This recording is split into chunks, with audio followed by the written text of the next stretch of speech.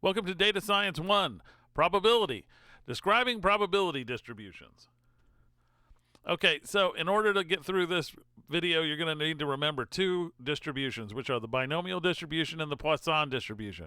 If you're unfamiliar with them, you might want to go back a couple videos and brush up on these experiments and the probability distributions in order for us to help make sense of what we're going to be talking about. Okay, so last time we saw a binomial that had 10 trials with a probability of success of 0.3. This distribution gave us this picture. Okay, from our last video, we saw this picture. And notice that it seems to be the highest value to be 3, and notice the value of 10 is extremely unlikely, 3 is the most likely, and 0 has some likelihood to it. And we can learn how to read these more than just looking at a picture.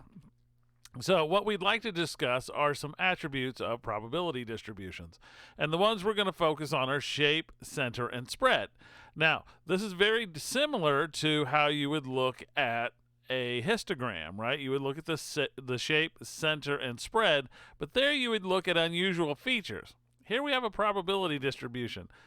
Typically, there aren't unusual features other than maybe being bimodal, which we'll get on to later. All right, so first thing is the shape.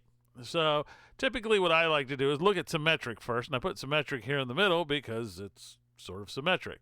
Okay, so if I were to divide it in the middle and look at the left side and look at the right side, they look like mirror images of each other. Low here, low on the ends, high in the middle, and these two values almost are identical. And actually, in this case, are identical. But let's not worry about that. Okay, so left skewed, and this is where people get confused. They see all the probability massed up on the right side, and they think, well, that must be right skewed. Nope. Left skewed means that the data is pulled out towards the left from being symmetric. So if I were to grab the data, or grab these points, and pull them out for low values farther off to the left. Right skewed is where the values would be pulled off farther out to the right, with most of the probability massed on the left.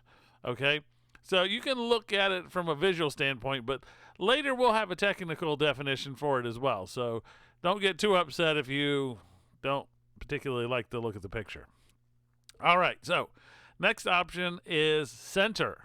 Okay, what could we define as the middle of the data? Okay, so the mode is the most probable value.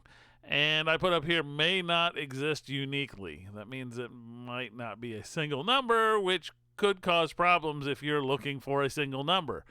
The median is the value that divides the data in half. Okay, so it divides the data into two equal parts where the probability of being above that x and the probability of being below that x is equal to 0.5. And this is not terribly problematic, other than sometimes it can be not unique as well, so you have to guess at it. The other one is the mean, and this is the one we're going to focus on a lot, because the mean is where the distribution balances. Okay, if I were to put it out, the mean under it, that's where the distribution would balance. So if we went back to our example, we can look at the mode. The mode is the highest value. Here the mode on the left is 8. The mode in the middle is 5. The mode on the right is 2. Clearly you can see the highest value. Just trace it down and you can see the value under it. All right, here the median is 8 as well. And the median is 5 as well. And the median over here, I got that wrong. It should be 2. But here the mean is also 8, and the mean is 5, and the mean is 2. Now, I purposely made these where they all match, because it's nice to know that they're not far off of each other, but they need not match altogether.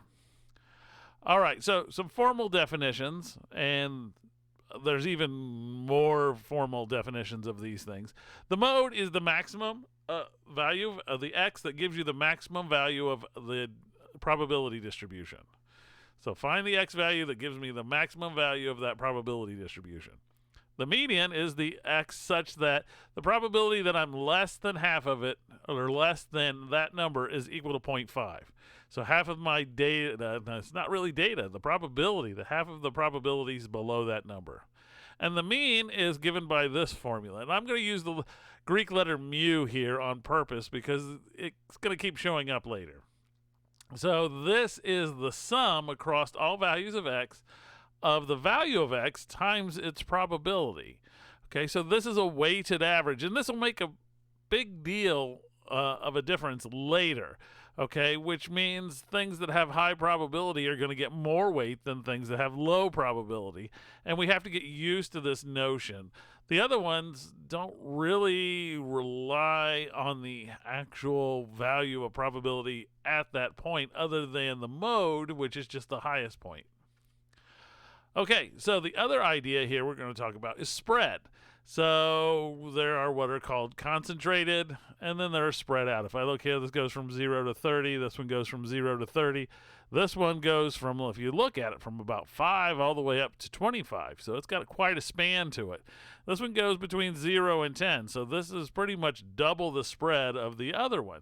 And what we're going to want to do is have some ways to measure it. Now, I'm purposely not showing you exactly how to do this yet because those are for later videos, but I'm trying to give you the ideas ahead of time. Okay, so a measure of spread here is the idea of variance, and we'll play with the variance first, and then we'll go back and look at some other ones later. But the variance is a formula that you'll look at and you'll go, what is this? Well, here's our value. Here's our mean. And that's the mean of the mu that we had in the other formula. So I'm going to take the difference of those two. I'm going to square it, and then I'm going to multiply that by f of x, which is the probability of that point. So what it really ends up being is it measures the average distance from the mean. But it's the average squared distance.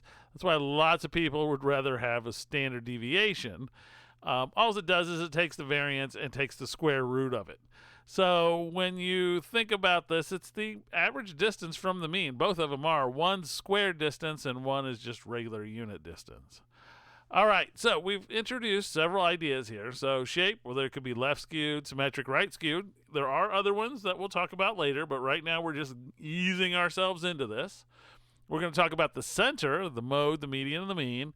The spread as the variance and the standard deviation. So these are the concepts we're going to be playing with in the next couple videos. Mainly, we're going to start with the mean so we can really get going on that one, because once we have the mean and then we have the median, then we can define what skewed is, and we can also define what the variance is as well. All right, so see you in the next video.